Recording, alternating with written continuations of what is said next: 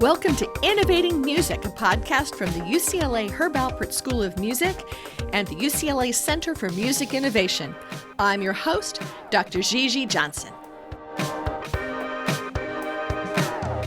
When you combine a Seattle-based Emmy-award-winning music supervisor with a promoter and a consultant from Mexico City, a lot of streaming data and a wide variety of services, you can get a new company. I was excited to interview Rossanna and Efrain from KIO5 about how they're using streaming data and touring data to help artists and managers make better touring decisions.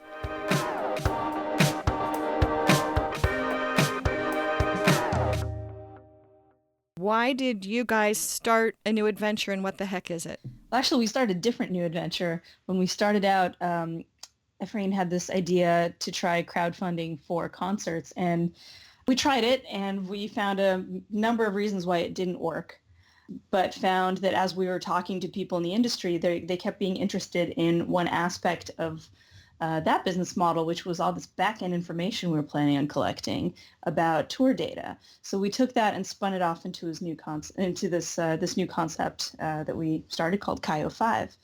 And it's funny because I was listening to a previous episode of Innovating Music, and you had Alex White on talking about Alex White from Next Big Sound, who I'm a huge fan of, who was talking about not the next big thing. And he was like, I can't tell you how many crowdfunding for concerts ideas I've seen, and they don't work. And, smart guy, no, they don't work.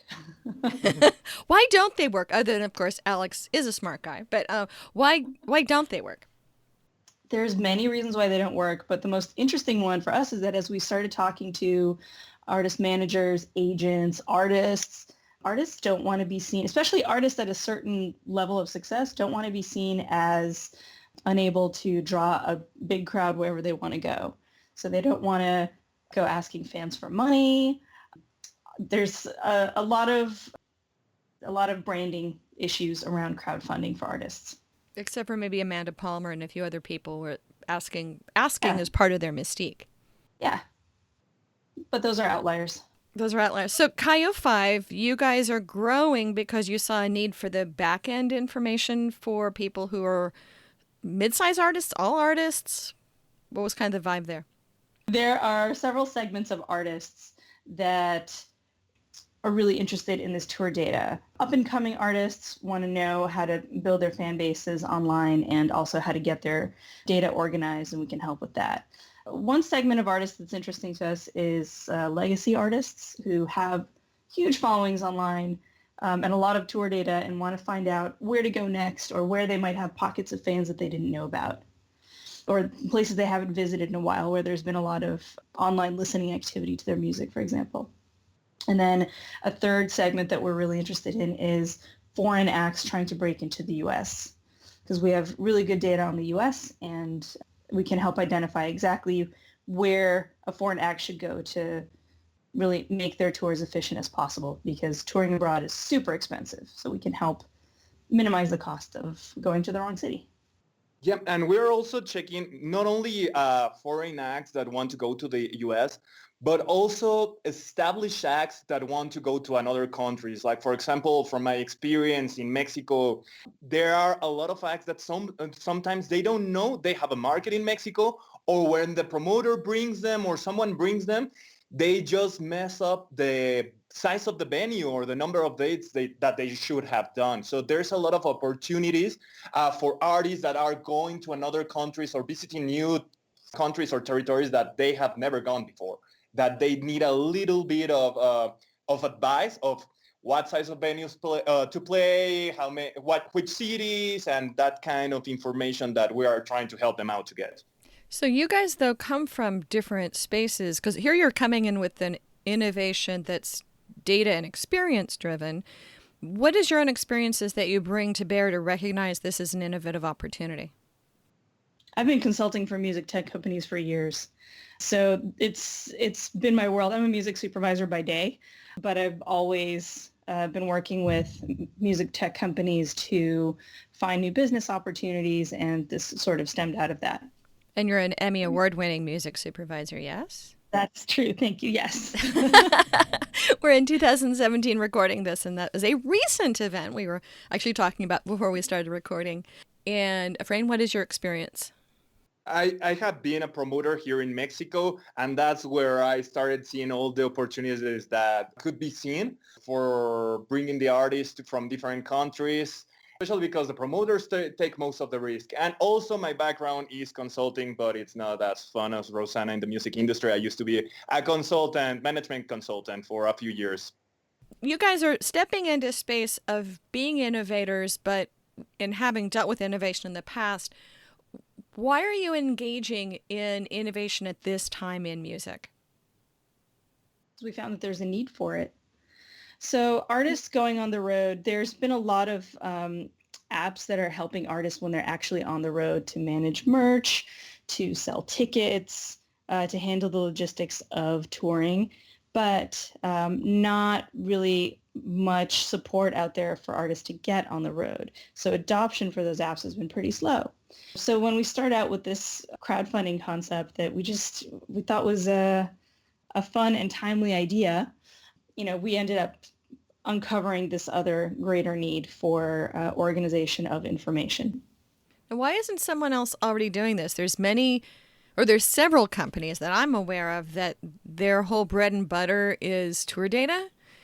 Is there a reason that they're not generating this innovation, or it's not coming from someone who's already in this space? I think at the moment there's a lot you can do with aggregating that information and displaying it. But really the information, the data is coming from so many different sources. I think the challenge is really taking a holistic view at one artist's tour data and coming up with recommendations for it. And that angle, what we do, at least right now, is pretty high touch. We work with artists and managers to really find the story that the data is telling. So what do you guys see then as, I keep mentioning the word innovation, but that's kind of the theme of this podcast. What do you see as things that drive innovation, especially in music? One of the things I see as driving innovation in music is the fans, the way the fans are experiencing music. So, we've had a lot of innovation on the listening side, with our various streaming music platforms and streaming video platforms. The touring side is kind of more old school. It's more old-fashioned. It is really run by, or should I say the mindset in the touring industry is more old school, I think, of people who sort of have a sense of how the artist might do in a venue, or, really go by gut feelings of how many fans are in a certain city. But what we're doing here, the innovation that we're pushing, is we're putting hard numbers behind all of that and saying, okay, here's either confirmation of your gut feeling, or nope, your gut feeling is wrong. Don't go to that city. And some of it, I think, at least seeing it from the outside, it seems that there's been separate tools that have been kind of silo-based. I think of Pandora, AMP, however you're supposed to say it, and other tools that help you digest a single tool set, and you're trying to pull those together? That's exactly right. And we love Pandora AMP, and we use it a lot. But yeah, that's one of many. So what else is out there? I don't want to give away your secret sauce, but what are the different ways before you're coming to bear that an artist, their management team, their promoter could, or a promoter themselves trying to figure out how to design concert series would take a look at this stuff? Is it just that it's been split all over the place, or? Yeah, part of it is that it's split all over the place, and it will take a manager a long time to get it all together and figure out what it is. And that's partially what we do. We step in and do that. To answer the question of what's out there, for any artist listening, here's what you should be looking at in terms of your data. Pandora AMP, Spotify for Artists, also really good. And one of our favorites is SoundCloud Pro. They give really good detailed information on where your listeners are. To great detail. That was actually, so I teach an internet marketing and branding for musicians class, and one of my students, who has a pretty decent sized following already, despite being a 20-year-old student in one of my classes at UCLA, was able through SoundCloud Pro to look at every single fan individually. Yep. Yeah, And that and then level. in a creepy level, dig through to see what that person was doing and all of their fandom. So are you essentially taking a bunch of aggregated and granular data? How does it all fit together? We not only take the data from the streaming services, we also take data from different platforms. We have some proprietary databases. We work with the streaming services too. We get if the artist or the manager has any good data, for example, from previous tour days, from their fan club, we just grab it all together and start putting a little bit of magic powder and checking where are the opportunities over there. I guess, yeah, one important distinction to make is that it's both online and offline data. So we're looking at ticket sales. We're looking for the connection between how fans are listening online and how they're actually behaving offline. I mean, are you having to essentially sell the realization that this is a problem or that this is an opportunity, or are you replacing them just grinding it through on their own? No, our goal is to give them a report with all the evidence they need to go to a promoter and say, we have this much evidence that our artist should play in this size venue in this city. Let's book it. Mm-hmm. So I tend to look at why innovation or why not innovation. And to me, this seems as an extremely fabulous expertise, but one that there could be a gold rush of people coming into, unless it's just so fabulously specialized, which it sounds like what you guys are doing. To me, I kind of always tend to wonder why now or why not now, and why don't you have a bunch of competition, or do you anticipate having a whole bunch of competition in this space? We should have competition in this space. I think from what we've gathered so far from talking to people in the industry is that there have been bigger fish to fry. And I don't think people have gotten around to dealing with touring yet. And it's such a fragmented world in terms of the data that's available and the information that's available from so many different sources. It's really time consuming and labor intensive to figure out what that data is telling you. I know this wasn't then your first direction that you pivoted into this. What other surprises have you had? Has everything been as predicted? Have responses of people been surprising to you? Have hiccups in the road? Yeah, the main hiccup is when a manager will say, "I don't need your report. I've been working with this artist for 20 years and I know where all their fans are located." So there's a lot, like I was saying, there's a lot of this old school mindset. People who are making those touring decisions don't want to be surprised. So that's the biggest challenge for us, is convincing people who are not used to dealing with data, not used to making data-driven decisions, that they should be doing that because they find it offensive. They find it offensive to their judgment. Or gauche. Uh-huh. Or their value is their expertise. Mm-hmm. Yeah, but in some cases, for example, I think that some bands or some artists that are already in an established level, they are comfortable already doing a certain circuit. One year they do the primary markets, New York, LA, San Francisco. Then next year they do the secondary market and maybe, I don't know, Montreal, Oklahoma, that kind of cities. Next year they spend it on holidays and recording a new album, and they do it all over again. Some of them don't really care about opening new markets, going, for example, I don't know, to Mexico, going to Asia, visiting other countries in Latin America. For me, that's really surprising, because I think in this global market, it should be to try to reach out as many fans as possible and to build a bigger crowd, because you never know when you're going to stop being relevant in the US, and you can cash in on all the fans that you have, for example, I don't know, in Asia or Japan, like a lot of legacy acts are doing already. And I think also that international markets themselves are growing and having exposure to artists through the various streaming services that would have been harder to do before, yes? Yeah, definitely. Exactly. Exactly. And we're, for example, talking about that, we are preparing a pretty interesting article that we are doing the research. We're checking about an index. We want to compare how the U.S. faces against into other markets, for example, in Europe and Latin America. Because for, let's say, a band like that comes from UK, Stone Roses, that in the UK they are humongous. They play festivals. They play for 50,000 people. But when you bring them to the States, they will probably play in theaters. So it's interesting to have the comparison and also see maybe in Latin America you make less money from the box office, but you are selling 10 times more tickets. So it's really important to see to figure out all the scope and see where there are new opportunities on the market, because it may sound that they are far, but you can make maybe way more money than you are doing in a couple of dates in the States. And also, I think you have the technologies now to see what other artists are doing, to be able to sort of spy on other artists who are in that geography or in that demographic that you probably didn't have before. So just not just knowing your own fan base in that area, but being able to kind of see lookalike audiences and see into other spaces, I would think that would make this a richer opportunity now.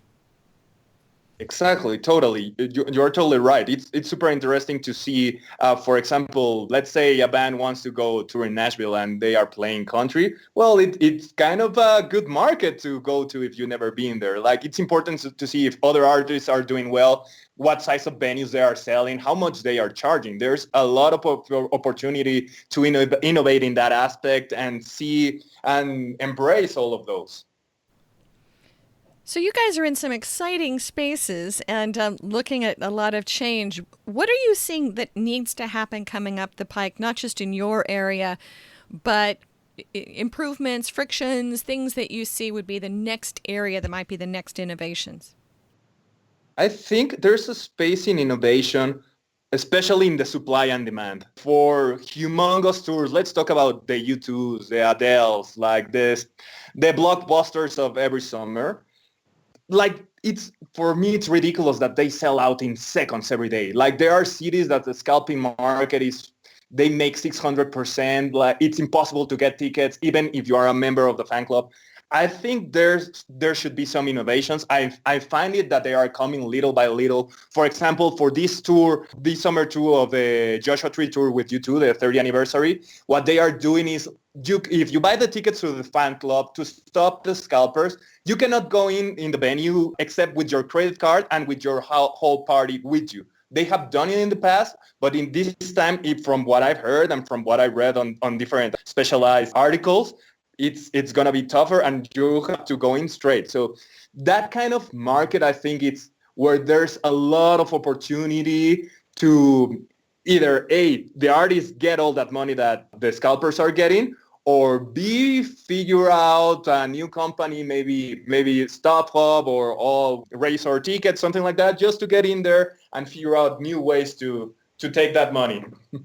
Are there maybe one or two other companies that you see doing cool things besides you guys that you're excited about? Yeah, I think all the dashboard companies are really interesting, and I love different visualizations of data that make it easier to understand. So that's something that I get really interested in when I see those pop up.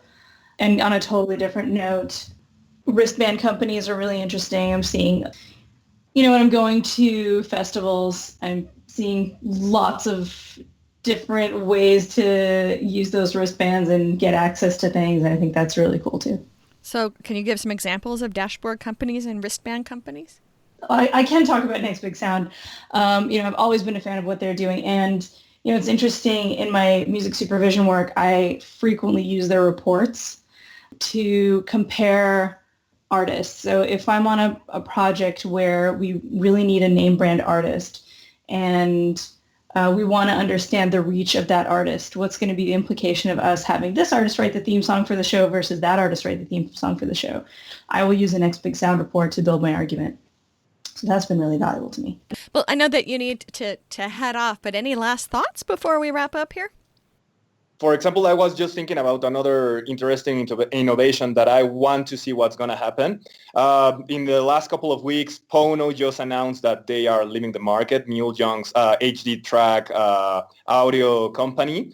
And they are planning on going on streaming and going for the audiophile market. So for me, like I heard Tidal already wanted to do that. And I'm really engaged and I'm really interested on what's going to happen there because I'm a music lover and I'm an audiophile. So for me, it's something that has to be kept. I will keep an eye on, and I think there's something interesting brewing over there. I believe a little bit in Neil Young. Excellent. So you guys are a new company. How would people find you? Cayo5.com. It's CAYO5.com. And we will continue to follow your ongoing adventures. Thank you very much for joining us. Thank you so much. Pleasure to be here. Thank you. Well, that wraps up this podcast. Many thanks to the UCLA Herb Alpert School of Music and the UCLA Center for Music Innovation for being our hosts of this ongoing series. You can subscribe to us in all the usual places, or you can come find us at innovation.schoolofmusic.ucla.edu. Join us again to follow the other adventures that we will be tracking down in innovating music. Thanks again.